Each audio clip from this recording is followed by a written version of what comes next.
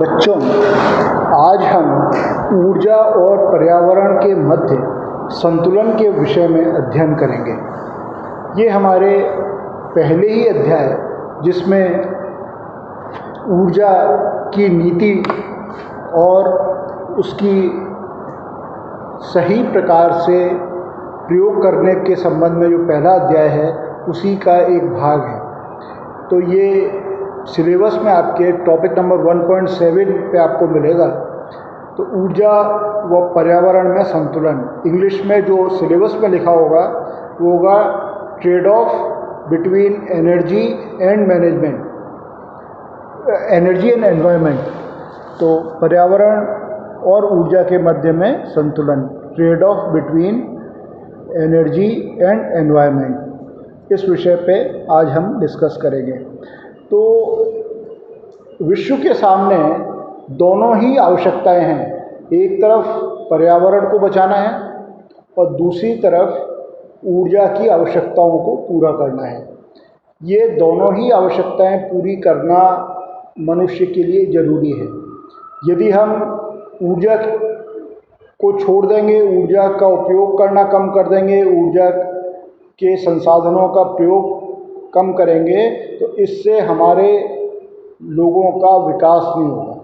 ख़ास तौर से जो विकासशील देश हैं, अविकसित देश हैं, उनमें विकास के लिए सबसे महत्वपूर्ण अवयव है ऊर्जा। यदि बिजली के रूप में, पेट्रोल के रूप में, डीजल के रूप में ऊर्जा होगी नहीं, ऊर्जा का कम से कम प्रयोग होगा तो उन लोगों का भौतिक विकास संभव नहीं है। ना उनका आर्थिक उन्नयन होगा और ना उनका जीवन स्तर ऊपर उठेगा।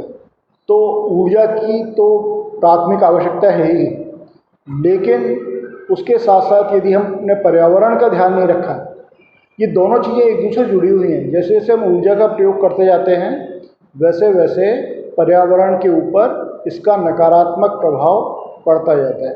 तो अब ट्रेड ऑफ का मतलब ये है कि हम इसमें किस तरीके से संतुलन बनाने का प्रयास करें कि हम ऊर्जा और पर्यावरण में हमारी ऊर्जा की आवश्यकताएं भी पूरी होती रहें और हमारा पर्यावरण भी सुरक्षित रहे।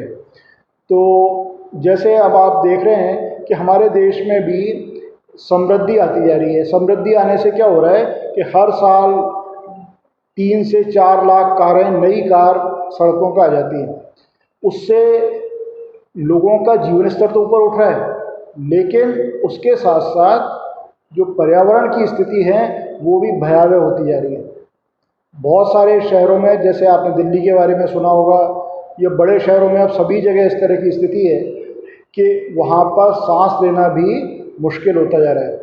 जो छोटे छोटे बच्चे हैं उनके फेफड़ों की स्थिति भी इस प्रकार की हो गई है जैसे कोई बहुत ज़्यादा बीड़ी सिगरेट पीने वाले व्यक्ति की होती है।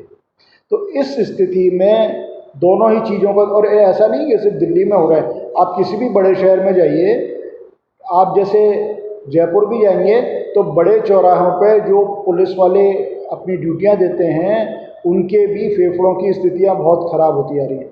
तो ये दोनों स्थिति, जब हम ऊर्जा के संसाधनों का प्रयोग करेंगे तो उसके साथ साथ पर्यावरण पर भी प्रभाव पड़ेगा। इसी चीज़ को इस टॉपिक के अंदर हम समझने का प्रयास करेंगे कि इसको किस प्रकार से ट्रेड ऑफ किया जा सकता है। अब जैसे हम ये अगर प्रयास करें कि हम बिजली का प्रयोग करें अधिक से अधिक, तो हमारे देश में हम देखते हैं कि ज़्यादातर बिजली, लगभग 2/3 बिजली कोयले से या गैस से बनती है। अब 2/3 बिजली जब कोयले और गैस से बनेगी और हम बिजली का प्रयोग लगातार बढ़ाते जाएंगे, हम ये नहीं कह सकते कि बिजली का प्रयोग कम करने से क्या होगा, हमारे औद्योगिकरण नहीं होगा, उद्योग धंधे नहीं लगेंगे। एक्चुअली एनर्जी की डिमांड बढ़ने के कई कारण होते हैं। तो जैसे एक तो प्रमुख कारण है कि आबादी लगातार बढ़ती जा रही है, तो प्रति व्यक्ति ऊर्जा की खपत उतनी भी रहे तो भी ऊर्जा की डिमांड लगातार बढ़ती है क्योंकि आबादी लगातार बढ़ती जा रही है। दूसरा, हम देखते हैं कि शहरीकरण होता जा रहा है। पहले हमारे देश में 20% लोग ही शहरों में रहते थे, अब लगभग 40 से 45% लोग शहरों में हो रहे हैं। जो छोटे छोटे कस्बे थे वो शहर बनते जा रहे हैं, जो बड़े गांव थे वो सब कस्बे बनते जा रहे हैं। इस कारण से शहरीकरण जो है वो लगातार बढ़ता जा रहा है, उससे ऊर्जा की आवश्यकताएं भी बढ़ती जा रही हैं। तीसरा, लोगों के जीवन स्तर में भी और उनकी आकांक्षाओं में भी बहुत परिवर्तन हो रहा है। अब लोग मतलब बहुत थोड़े में गुजारा करने में संतुष्ट नहीं होते, उनको भी वही सब सुविधाएं, वही सब भौतिक चीज़ों की आवश्यकता होती है जो दूसरे लोगों को मिल रही है। आपने देखा होगा कि एसी का प्रयोग पहले बहुत ही कम घरों में तो लगभग ना के बराबर ही होता था। कोई बहुत पैसे वाला व्यक्ति होता था तो वो अपने घर में एसी लगा लेता था, और कार्यालयों में बहुत कम एसी लगते थे। धीरे धीरे कार्यालयों में एसी लगने लगे। अब आप देखेंगे, आप कॉलोनी में अगर किसी भी शहर में घूमेंगे तो लगभग हर घर में एसी आपको मिल जाएगा। तो नेचुरली अब ये इन चीज़ों से क्या होता है कि ऊर्जा की खपत लगातार बढ़ती जा रही है। हम ये भी देख रहे हैं कि ऊर्जा की जो डिमांड है भारत में वो काफ़ी तेज़ी से बढ़ रही है। चौथा एक और प्रमुख कारण होता है, वो होता है औद्योगिकीकरण। अब जब नई इंडस्ट्रीज लगेंगी तभी लोगों को रोज़गार मिलेगा। इंडस्ट्री अगर लगेंगी ही नहीं तो लोगों को रोज़गार नहीं मिलेगा। तो इंडस्ट्रियलाइजेशन जब होगा तो उसमें ऊर्जा की आवश्यकता होगी। इन सब कारणों से ऊर्जा की डिमांड लगातार बढ़ती जा रही है। अब बिजली यदि कोयले से बने या गैस से बने, हम उस बिजली का अधिक से अधिक उपयोग करें तो ऐसी स्थिति में वो बिजली हमारी आवश्यकताएं तो पूरी कर देगी, लेकिन पर्यावरण को भी बहुत ज़्यादा नुकसान पहुंचाएगी। पर्यावरण को 2-3 प्रकार से नुकसान होता है। एक तो प्रदूषण जो है, प्रदूषण का स्तर लगातार बढ़ता जाता है, लोगों का सांस लेना मुश्किल होता जाता है। ख़ास तौर से PM, ये हम आगे भी पढ़ेंगे जब एनवायरनमेंट एंड एनर्जी का पूरा चैप्टर है, उसके अंदर भी ये चीज़ें आएंगी। अभी आप यही समझें कि मोटे तौर पे जब हम ऊर्जा के संसाधनों का प्रयोग करते हैं, चाहे पेट्रोल जलाएं, डीजल जलाएं, कोयला जलाएं या लकड़ी जलाएं या पत्ते जलाएं, किसी भी प्रकार से जब हम ऊर्जा के संसाधनों का अधिक से अधिक प्रयोग करते हैं तो उससे 2 प्रकार की मोटे तौर पर समस्याएं होती हैं। एक तो हमारे सांस लेने में दिक्कत आती है, जो जहरीली गैसें इससे प्रोड्यूस होती हैं, उससे हमारा सांस लेने का हमारा श्वसन तंत्र जो है वो ख़राब होता जाता है। हमारे फेफड़े जो है वो ठीक प्रकार से थोड़े समय बाद काम नहीं कर पाते।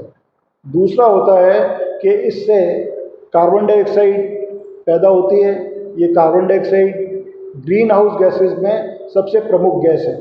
इसके अलावा जो दूसरी गैसेस हैं जैसे नाइट्रोजन ऑक्साइड है या जलवाष्प है या सल्फर डाइऑक्साइड है, ये भी सब ऊर्जा के संसाधनों को जलाने से, यानी हम पेट्रोल जलाएं या डीजल जलाएं या कोयला जलाएं, किसी भी प्रकार का यदि हम फॉसिल फ्यूल को बर्न करेंगे तो उसमें ये सभी गैसेस प्रोड्यूस होती हैं। ये सभी गैसेस एक ग्रीन हाउस इफेक्ट पैदा करती हैं। ग्रीन हाउस इफेक्ट वो होता है जिसमें सूरज की रोशनी अंदर आ जाती है, फिर वो बाहर नहीं निकल पाती, तो सूरज का तापमान जो है वो धरती का तापमान जो है वो लगातार बढ़ता जाता है। तो इस कारण से ये दुनिया का, आप सुनते होंगे कि दुनिया का तापमान लगातार बढ़ता जा रहा है, ग्लोबल वार्मिंग हो रही है। इस समस्या के समाधान के लिए अब आवश्यक ये है कि हम दोनों चीज़ों के बीच में संतुलन बनाएं। हम ना तो ऊर्जा को छोड़ सकते हैं, ना हम पर्यावरण को छोड़ सकते हैं। अगर हमने पर्यावरण को छोड़ दिया और सिर्फ ऊर्जा का उपयोग किया, जैसे पश्चिमी देशों ने या जो विकसित देश हैं उन्होंने जिस प्रकार से बेदर्दी से प्राकृतिक संसाधनों का प्रयोग किया, उसी प्रकार से यदि पूरी दुनिया ने प्रयोग करना शुरू कर दिया तो दुनिया बहुत जल्दी ख़त्म हो जाएगी। तो इन दोनों के मध्य में संतुलन बनाए रखना बहुत ज़्यादा ज़रूरी है। तो इनमें हम 4-5 काम बहुत आसानी से कर सकते हैं। हम देखते हैं कि जो वायु प्रदूषण है वो 60 से 70% ट्रांसपोर्ट सेक्टर में ही होता है। ट्रांसपोर्ट सेक्टर मतलब जो हमारे चाहे ट्रेन चल रही है वो उसमें डीजल जल रहा है, या बसें ट्रक सड़कों में दौड़ रहे हैं, स्कूटर मोटरसाइकिल कार सभी चल रही हैं, इसके कारण लगभग 70% प्रदूषण या 70% हमारी ऊर्जा की खपत होती है। ऊर्जा की खपत भी इन्हीं में ज़्यादा होती है और प्रदूषण भी इनके कारण बहुत ज़्यादा होता है। तो इसमें हम ये कर सकते हैं कि हम पब्लिक ट्रांसपोर्ट का अधिक से अधिक प्रयोग करें। जितना ज़्यादा पब्लिक ट्रांसपोर्ट का प्रयोग करेंगे उतना ज़्यादा हमारे ऊर्जा की प्रति व्यक्ति खपत कम होती जाएगी। जैसे यदि हम मतलब हर व्यक्ति अगर कार लेके आ रहा है, उसकी जगह पे 20 लोग 25 लोग या 30 लोग एक बस में आ रहे हैं, तो प्रति व्यक्ति खपत बस में काफ़ी कम होगी इसके बनिस्बत कि वो कार में आए। तो जितना ज़्यादा पब्लिक ट्रांसपोर्ट का प्रयोग होगा उतना ज़्यादा ऊर्जा की खपत कम होगी। दूसरा, ऊर्जा की खपत कम होगी मतलब हमारा पर्यावरण भी सुरक्षित रहेगा। हम ऐसा नहीं कह सकते कि ऊर्जा की खपत उस प्रकार से कम करें कि हमारा विकास रुक जाए। इस प्रकार से ऊर्जा की बचत करने को कोई नहीं कहता। ऊर्जा की बचत उसी प्रकार से की जानी है कि हमारा जो विकास है वो उसी प्रकार से होता रहे, साथ के साथ हमारे जो एनवायरनमेंट है, हमारा जो पर्यावरण है, उसकी भी रक्षा होती रहे। तो पब्लिक ट्रांसपोर्ट का जितना ज़्यादा प्रयोग होगा, अभी आपने सुना होगा कि दिल्ली मेट्रो जब चालू हुई थी तो उसको काफ़ी समय हो गया, 10-15 साल हो गए, तो उनको बहुत सारे कार्बन क्रेडिट अर्न किए थे उन्होंने, क्योंकि उन्होंने बहुत सारा tons of carbon dioxide emission को सेव किया था। ये हो सकता है आपको अभी इतना आइडिया नहीं हो कि कार्बन क्रेडिट क्या होते हैं, लेकिन जब हम पर्यावरण प्रदूषण को कम करते हैं, कार्बन डाइऑक्साइड का एमिशन कम करते हैं, तो हमें ये कार्बन क्रेडिट अर्न होते हैं। हम किसी भी तरीके से यदि कार्बन डाइऑक्साइड का एमिशन कम करेंगे, तो दिल्ली मेट्रो ने तो बहुत ज़्यादा किया, क्योंकि हज़ारों लोग अब मेट्रो में सफ़र कर रहे हैं। वो सभी लोग या तो डीजल की बसों में सफ़र करते थे या अपनी कारों में सफ़र करते थे, तो दोनों ही जगह पे बहुत भारी दिल्ली में प्रदूषण की समस्या थी। सुप्रीम कोर्ट ने भी कई बार इंटरवीन किया, उसके बाद अब ये थोड़ी सी स्थितियाँ सुधार हुई हैं। तो जहाँ भी पब्लिक ट्रांसपोर्ट होगा वहाँ पे इस प्रकार का सुधार होगा। उसके साथ साथ हम अपने जीवन शैली को यदि हम थोड़ा सा परिवर्तित करें, जैसे हमारे जो सामान्यतः इस तरह के अध्ययन किए गए हैं कि आदमी के 90% काम 2 किलोमीटर के दायरे में हो जाते हैं। तो 2 किलोमीटर के दायरे में जब उसके 90% काम हो जाते हैं, तो 2 किलोमीटर जाने के लिए उसके लिए सबसे सेफ, सबसे सुरक्षित, सबसे क्विक साधन जो हो सकता है, अगर बहुत ही कम दूरी है, जैसे मान लीजिए 100-200 मीटर ही दूरी है, तो सबसे आसानी से वो पैदल जा सकता है। उसके बाद यदि मान लीजिए दूरी ज़्यादा होती है तो हम साइकिल का यदि प्रयोग करेंगे तो उसमें पर्यावरण भी सुरक्षित रहेगा, हमारा स्वास्थ्य भी सुरक्षित रहेगा। और तो हम जीवन शैली में जो 2 किलोमीटर के दायरे में होने वाले काम हैं, उनके लिए यदि हम ये पेट्रोल डीजल पे आवश्यकताएं कम करें तो हम इस पर्यावरण के सुधार में काफ़ी सहयोग दे सकते हैं। दूसरा ये है कि विशेष नीतियाँ बनाएं, ऐसी नीतियाँ बनाएं जिससे कि जो कार्बन एमिशन कर रहे हैं उन पे अधिक टैक्स लगे, और जो लोग कार्बन को बचा रहे हैं उनको कुछ सब्सिडी मिले या कुछ टैक्स इंसेंटिव मिले। इस प्रकार की यदि सरकार नीतियाँ बनाएगी तो वो लोग प्रोत्साहित होंगे जो कार्बन एमिशन को बचा रहे हैं। इससे भी हम पर्यावरण को बचा पाएंगे। नई जो टेक्नोलॉजी है उनका प्रयोग करके भी हम, जिसमें कार्बन एमिशन कम होता है, उस प्रकार की टेक्नोलॉजी का प्रयोग करके भी हम एनवायरनमेंट को प्रोटेक्ट कर सकते हैं। और इसके साथ साथ जो अंतर्राष्ट्रीय, राष्ट्रीय और यानी अंतर्राष्ट्रीय नहीं, हम यदि सिर्फ हम एनर्जी सेव करेंगे और बाकी देश सेव नहीं करेंगे तो पर्यावरण पर प्रभाव तो उसी तरीके का पड़ता रहेगा। तो ये अंतर्राष्ट्रीय इशू है, इस पर कई बार इस कॉन्फ्रेंस भी होती रहती हैं।